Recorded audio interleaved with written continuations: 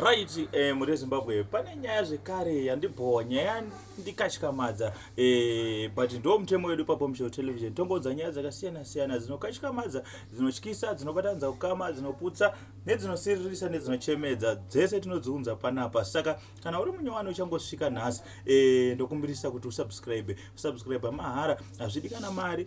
Kana wangoona vhidhiyo rinori kubaya chete unovhara zvaita zvega zvega, ovha like vhidhiyo kuti rionekwe newakawanda, ritenderere kwakawanda kuitira kuti vanopinda chechi end time message vazive nyaya yandauya nayo, nyaya yaitika kuna Mai Mufundisi end time message nemwana mukomana wekupresident Vachiita angane 16 years wawarara naye.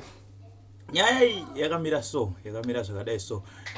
Mukomana weku end time message wekupresident Vachiita akachiwiwa naMai Mufundisi wekoko ku end time message, vakazosvika pakuronga kuconvinza mwana ane 16 years kuti vazoende kunorara vese.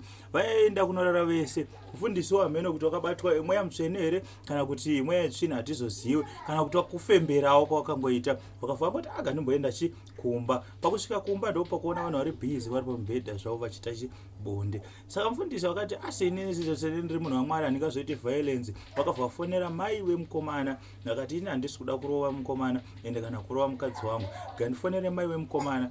Mai wemukomana wafonerwa, wasvika paground vari kuona zveshuwa vanhu havana se havana kusimira.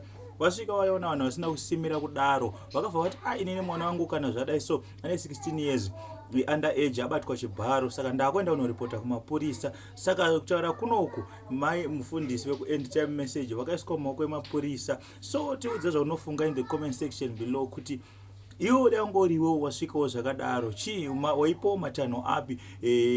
Tiudze zvamunofunga mucomment section kuti dai waiwe wasvika zvakadaro, chii chawainyatsotora, zvii zvawaifambira, zvii zvawaiita, waivaregerera here, waiwatuka here, waivarova here, waiita sei chaizvo uri wemai wemwana ko uri wemufundisi?